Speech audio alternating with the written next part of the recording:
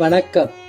என்னை கொத்தடிமையாக கொண்ட பச்சை புடவைக்காரியின் அருள் நமக்கு அபரிமிதமாக கிடைக்கட்டும். பகவத்கீதையை மையமாக வைத்து ஆங்கிலத்திலே ஒரு புத்தகத்தை எழுதி முடித்திருந்தேன்.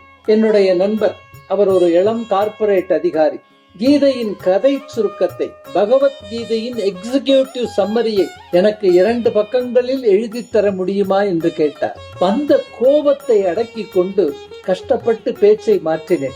அந்த இளம் அதிகாரி காதல் வயப்பட்டிருந்த காலம் அது. கடைசியாக உங்கள் காதலி எழுதிய காதல் மடலின் எக்ஸிகியூட்டிவ் சம்மரியை, அதன் கதை சுருக்கத்தை உங்களால் தர முடியுமா என்று கேட்டேன். வெட்கத்தாலும் கோபத்தாலும் முகம் சிவந்தார் நண்பர்.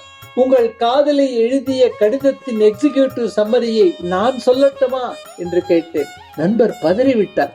சொல்லுங்கள் என்று பலவீனமான குரலில் சொன்னார். 3 வார்த்தைகள் தான், ஐ லவ் யூ. அதைத்தானே உங்கள் காதலி வளைத்து வளைத்து வெவ்வேறு வார்த்தைகளில் 10 பக்கங்களுக்கு எழுதியிருப்பாள். அதே போல் பகவத்கீதையின் எக்ஸிகியூட்டிவ் சம்மரியும் ஐ லவ் யூ தான். கண்ணன் எனும் காதல் தெய்வம் தன் காதலை நம்மிடம் சொன்னதுதான் பகவத்கீதை. பகவத்கீதை இறைவன் மனிதனுக்கு எழுதிய காதல் கடிதம். காதலி எழுதியதின் சாரம் தெரிந்திருந்தும் நீங்கள் அவள் கடிதத்தை 10 தரமாவது படித்திருப்பீர்கள் அல்லவா?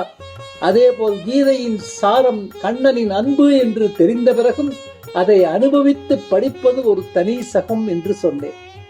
இந்த நினைவை மனதில் சுமந்து இந்த நாளை இனிதாக்குவோம். நன்றி, வணக்கம்.